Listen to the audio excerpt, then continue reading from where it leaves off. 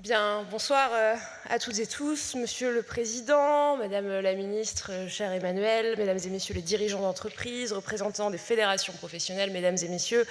C'est un immense plaisir d'être devant vous aujourd'hui pour ce colloque annuel. Je suis venue à plusieurs reprises comme simple député, parlementaire qui suivait les sujets énergétiques. Je le suis aujourd'hui comme ministre de l'énergie. Je vois que vous êtes d'année en année de plus en plus nombreux. 2 jours après mon arrivée, les premiers bombardements ont lieu dans le golfe Persique et le détroit d'Ormuz se ferment en quelques heures. Ça, c'est pour planter le décor de ma nomination au ministre de l'Énergie. Je dois être un peu chat noir. Vous connaissez la suite de l'histoire, et celle-ci continue, malheureusement, de s'écrire sous nos yeux. Je suis forcée de commencer mon intervention évidemment en insistant sur ce contexte qui a énormément marqué les derniers mois. Le déclenchement de la guerre a ouvert une période d'instabilité et de hausse des prix qui ne s'est pas encore refermée. Des ordres géopolitiques, bien sûr, des ordres économiques, évidemment, mais aussi énergétiques, avec des impacts directs que vous avez, j'imagine, largement évoqués aujourd'hui sur la vie de nos concitoyens et de nos entreprises. Le Premier ministre l'a dit il y a quelques semaines, j'ai retenu cette formulation, il a dit « La géopolitique est entrée dans le réservoir des Français. Elle n'en est en fait pas encore ressortie. Et il est probable qu'elle rentre durablement dans le réservoir des Français. » Alors certes, l'ouverture de négociations entre les États-Unis et l'Iran laisse entrevoir une amélioration, la lumière au bout du tunnel nécessaire à l'économie mondiale et au pouvoir d'achat de nos concitoyens. Et pour autant, chacun le sait, et je crois qu'il faut être lucide, il y aura d'autres crises énergétiques dans les années à venir. Dans un monde instable, brutal, l'énergie est devenue une composante du conflit à part entière. Elle l'a d'ailleurs toujours été, on l'a peut-être davantage mesuré ces dernières années, qu'il s'agisse d'ailleurs de la production ou de la libre circulation. Et une fois de plus, l'urgence de la transition se rappelle donc à nous. Aller vers l'indépendance énergétique, c'est effectivement assumer un changement de modèle. C'est facile à dire, changement de modèle, c'est beaucoup plus difficile à faire. On est face à un changement de paradigme qui concerne toutes les sphères de notre société, sur lequel on fait face à des résistances qui sont importantes, à des craintes, à des difficultés auxquelles on doit répondre, qu'il faut comprendre. Entrer de plein pied dans l'âge de l'électricité, pour reprendre le thème des interventions précédentes, ça ne se fera évidemment pas sans l'engagement des pouvoirs publics, ça ne se fera pas sans l'engagement des entreprises, et je veux évidemment saluer toutes celles qui sont représentées aujourd'hui, et donc ça ne se fera pas sans votre engagement. C'est un défi essentiel, je crois qu'il y a un large consensus là-dessus, je dirais même que c'est devenu un défi incontournable. Incontournable pour notre compétitivité, on croise des entreprises qui sont en difficulté face à cette nécessaire transition énergétique, qui subissent les hausses de coûts, pour notre attractivité, qui reste encore aujourd'hui, comparativement à d'autres pays de l'Union européenne, très bonne, mais pour autant là, rien n'est acquis. Pour notre industrie, on pourrait en parler longuement, pour le pouvoir d'achat de nos compatriotes. En tant que parlementaire, en tant que citoyenne, en tant que responsable politique, c'est évidemment une des premières choses que l'on regarde. Pour notre capacité à décarboner notre économie, évidemment, à lutter contre le changement climatique, évidemment, les chaleurs, et notamment celles que je subis en ce moment même à ce pupitre, me le rappellent. Je veux le dire aussi, donc, clairement et modestement, parce qu'on a tendance à oublier d'où l'on vient. Nous ne partons pas de zéro. Nous ne partons pas de zéro d'abord parce que beaucoup a été fait ces dernières années, ces 10 dernières années, si je regarde le décennat du président de la République, et beaucoup avait déjà été fait avant. Et on peut s'appuyer là sur les grands atouts, vous le savez, que nos prédécesseurs ont su construire au cours des dernières décennies. Et je crois là encore, on a une tendance parfois en France à faire fi des ressources qui sont les nôtres, à faire fi des avances qui sont les nôtres, des atouts qui sont les nôtres. En matière énergétique, on a de vrais atouts. On a un parc nucléaire qui tourne à plein, 380 TWh me semble-t-il l'année dernière. On a des entreprises qui sont extrêmement actives. On a des parcs d'énergie renouvelable qui se déploient, et c'est une excellente nouvelle, et puis on a des grands énergéticiens, et M. Pouyanné est en face de moi, on a de la chance d'avoir un grand énergéticien en France qui s'appelle Total, qui est largement décrié, qui a été largement décrié, c'est une forme de sport national, et pour autant qu'on traverse des crises aussi importantes que celles qu'on a traversées ces derniers mois, avoir des géants de l'énergie, c'est un atout énergétique, ça va de soi, c'est aussi un atout géopolitique, économique, qui est absolument majeur. Alors, je ne vais pas vous faire un cours d'histoire, parce que d'abord, je ne suis pas historienne, d'autre part, vous connaissez déjà ça par cœur, et troisièmement, je ne suis pas venue pour ça, mais revenir quand même sur quelques dates clés que vous connaissez et qui, au fond, tracent une forme de ligne rouge dans l'action qui a été la nôtre, et quand je dis la nôtre, c'est celle de la nation française depuis, 60 ans maintenant. 1973, vous le savez, le 6 octobre, l'Égypte et la Syrie déclenchent la guerre de Kippour. 10 jours après le début du conflit, les pays de l'OPEP augmentent de 60% le prix du baril brut. Le monde s'organise. La France lance le plan Mesmer pour accélérer le programme électronucléaire. Le calendrier de construction des centrales est accéléré. 13 gigawatts prévus pour 77 devront être prêtes dès 75. 1978, le 8 septembre, la révolution iranienne commence, les marchés s'affolent et le cours du pétrole triple.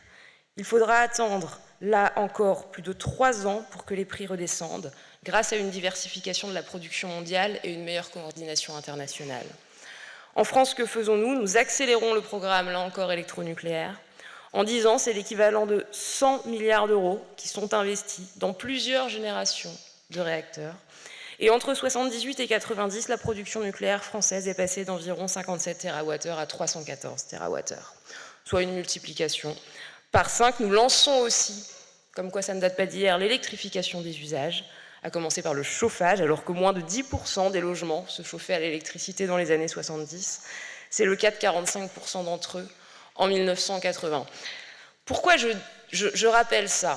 Je rappelle ça parce qu'au fond, les réflexions, la logique qui sous-tend aujourd'hui les investissements que l'on fait, la politique énergétique que l'on mène, sont peu ou prou similaires à ce que c'était il y a 40 ou 50 ans.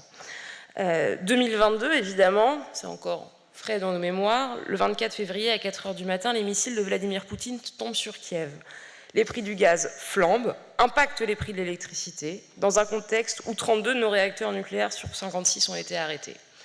Et quelques jours auparavant, à Belfort, le 10 février, je m'en souviens, c'était la veille de mon anniversaire, le président de la République annonçait le lancement de 6 réacteurs de type EPR2 d'ici à 2050.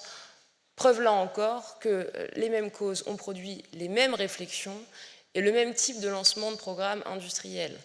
Ça dit à la fois le bien fondé de ce qu'on est en train d'essayer de faire, me semble-t-il, et en même temps ça dit quelque chose du temps perdu.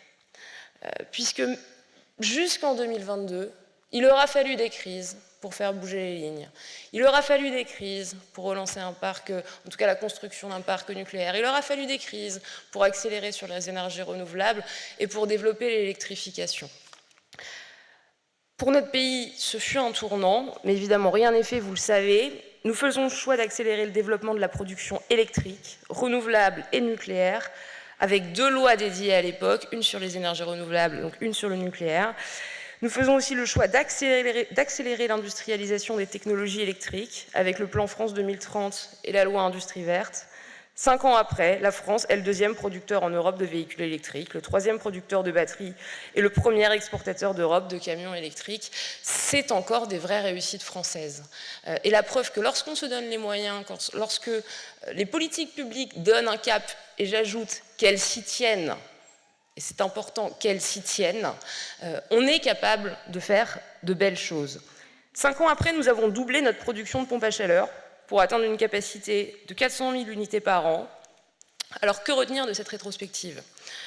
Que nous avons su transformer, je le disais, les difficultés en opportunités et qu'il faut maintenant passer à une nouvelle étape, celle de l'électrification massive des usages. On s'est majoritairement, me semble-t-il, fixé ces dernières années sur la production. Et de manière bien légitime, c'était au cœur du débat public. ça l'est encore, on regardait un peu moins ce qui se passait du côté de la consommation. Et puis, depuis quelques mois, en tout cas dans le débat public, et dans le débat politique, pour être précise, le vent a un peu tourné. On a arrêté de regarder uniquement le volet production dans l'équation globale pour une meilleure prise en compte de la consommation.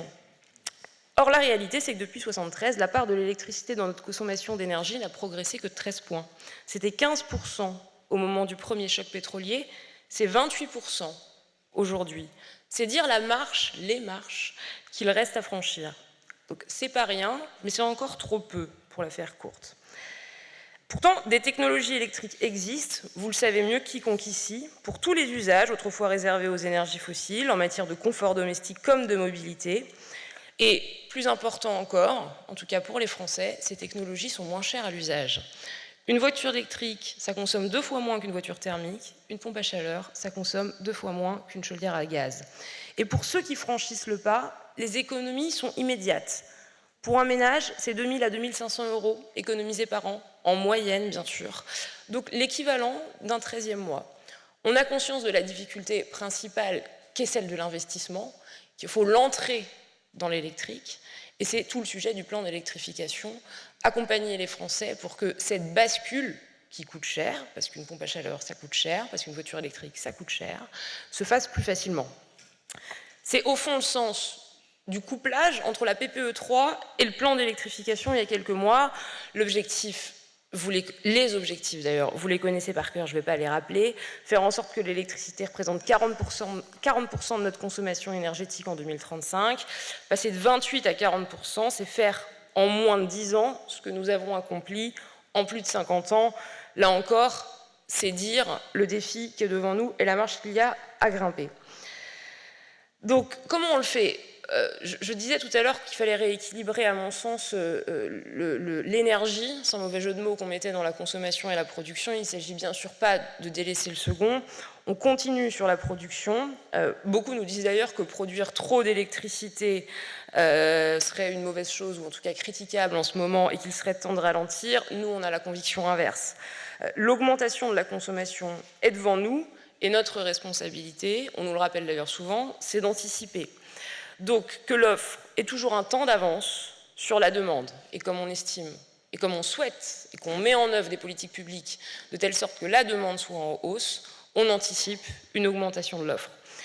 C'est parce que nous avons anticipé cette hausse de la demande que l'énergie, et notamment l'électricité, est aujourd'hui abondante. J'entends beaucoup de critiques sur la question des prix négatifs, je ne balais pas ça d'un revers de main, il y a évidemment des actions à mener là encore pour maîtriser ce phénomène, mais enfin une électricité abondante, c'est quand même ce qui a massivement protégé les factures des Français depuis quelques mois, ça n'a pas été le cas partout en Europe.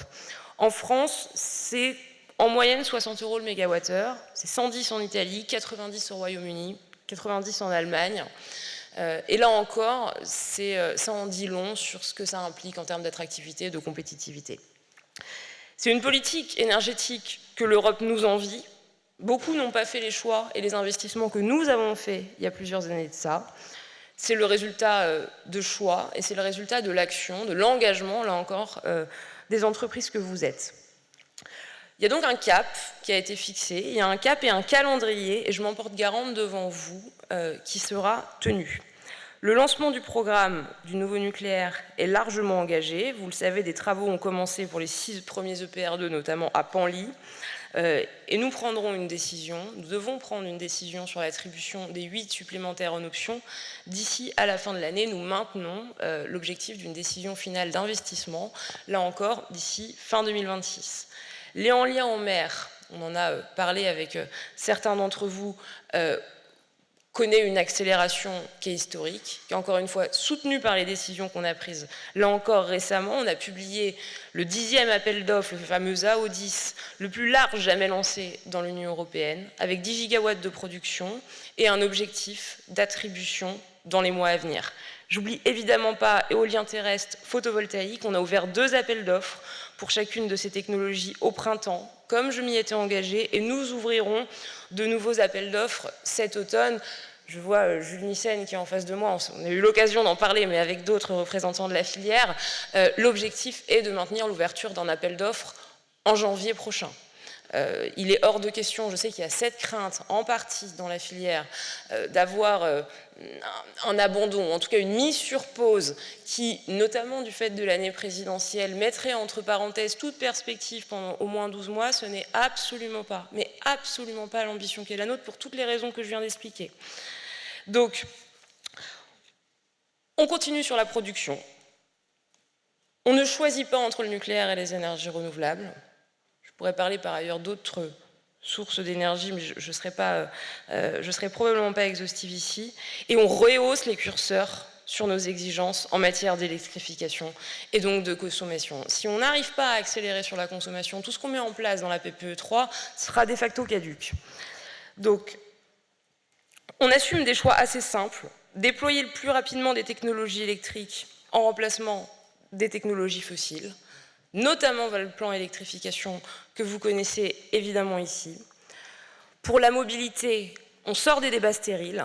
Les Français sont en train de faire le choix d'un véhicule électrique qui représente désormais plus de 30% des ventes.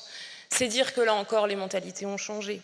Et on les aide à accélérer en doublant le nombre de bornes de recharge publique d'ici à 4 ans, en encourageant nos industriels à investir plus en France et en Europe avec le règlement européen Made in Europe, et en appuyant, en soutenant ces investissements de départ, notamment avec toutes les aides et les bonifications qui sont inclus dans le plan d'électrification.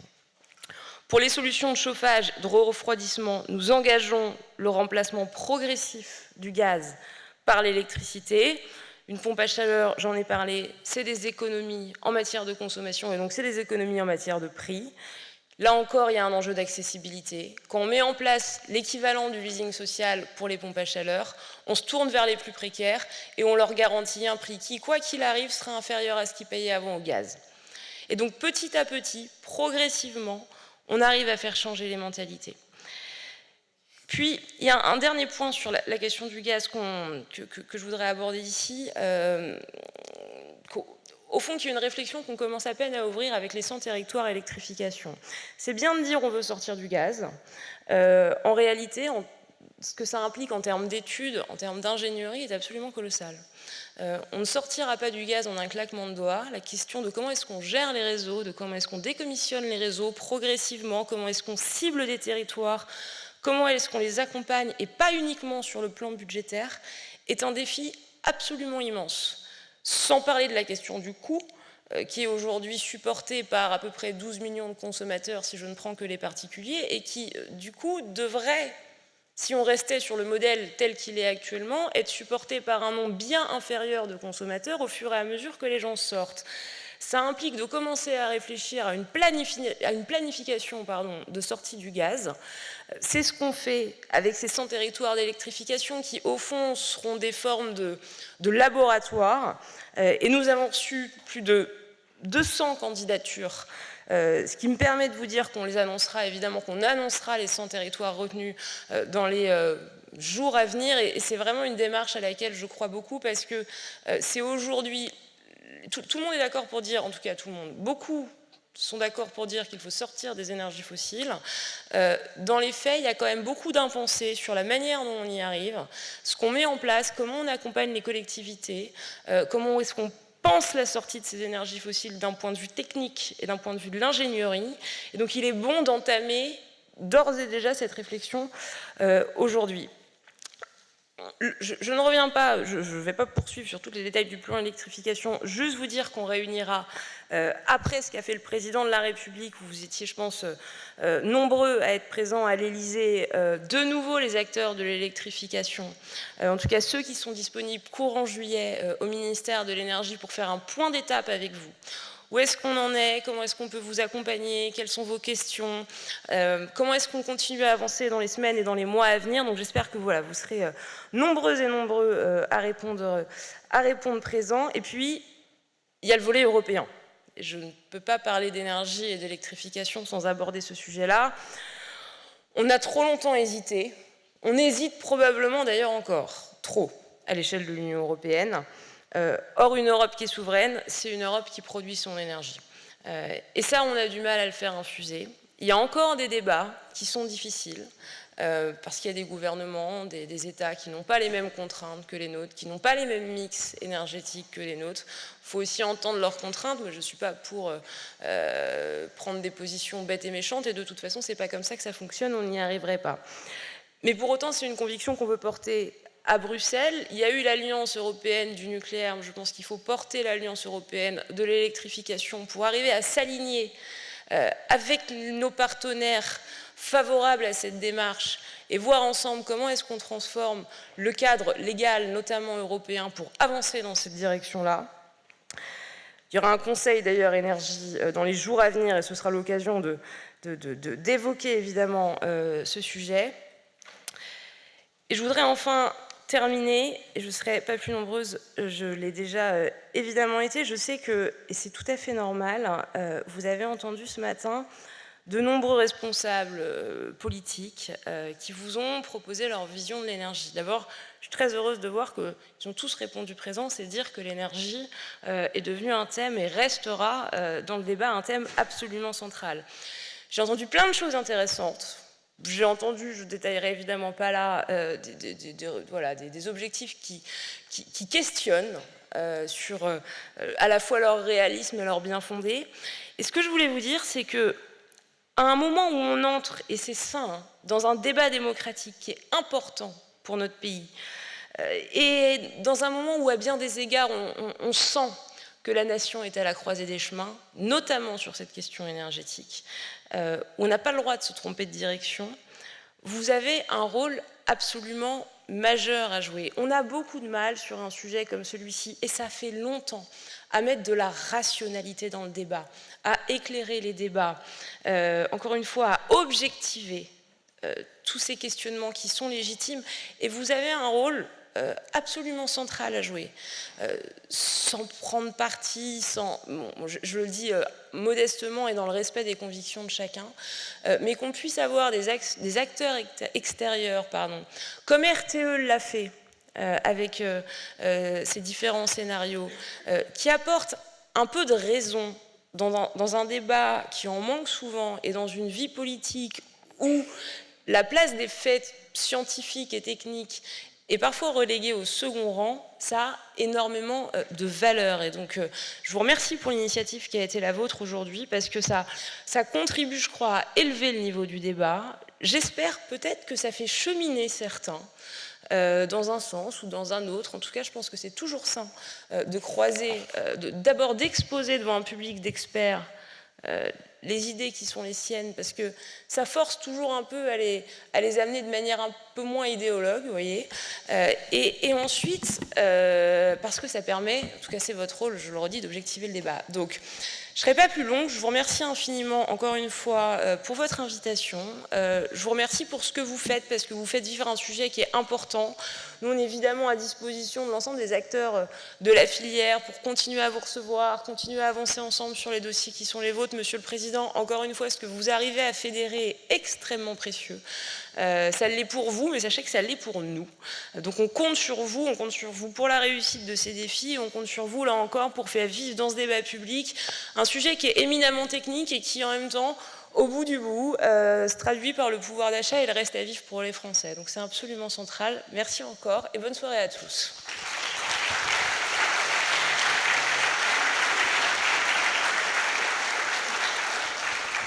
Merci Madame la...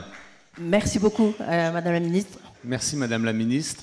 Non mais écoutez, je voulais juste remercier Edwige, sauf si vous vouliez ou tu voulais faire une conclusion, mais non, pas du tout. La conclusion, elle est pour vous. Voilà. Non, je voulais tout simplement faire quatre remerciements plus un. D'abord, merci à vous Edwige pour l'animation du débat. C'était nouveau. Vous pouvez tous aller sur BFM Business maintenant. Je pense que l'énergie, que les enjeux techniques, politiques, géostratégiques n'ont plus de secret. Merci Edwige. Deuxième remerciement pour nos partenaires. EY a été partenaire cette année avec les Échos. Merci à eux. Troisième remerciement, peut-être le remerciement central. Merci à toutes les intervenants, tous les intervenants. Vous êtes nombreux à être restés toute la journée. Merci à vous. Et puis le quatrième, c'est le collectif UFE dans lequel je veux reciter le conseil d'administration. Les membres sont présents, étaient présents toute la journée. Merci pour votre soutien et merci à toute l'équipe UFE. Et puis enfin, le plus grand merci, bien sûr, pour vous toutes et vous tous qui êtes venus toute la journée. J'espère que les débats, j'avais promis à la fois de l'écoute et du dialogue, et puis de parler d'une France qui veut se transformer avec une vision à 5 ans. Effectivement, on a eu des débats contradictoires ce matin et cet après-midi. Merci pour votre présence et nous sommes honorés, toute l'équipe UFE, on va dire, d'une journée aussi belle pour nous. Merci.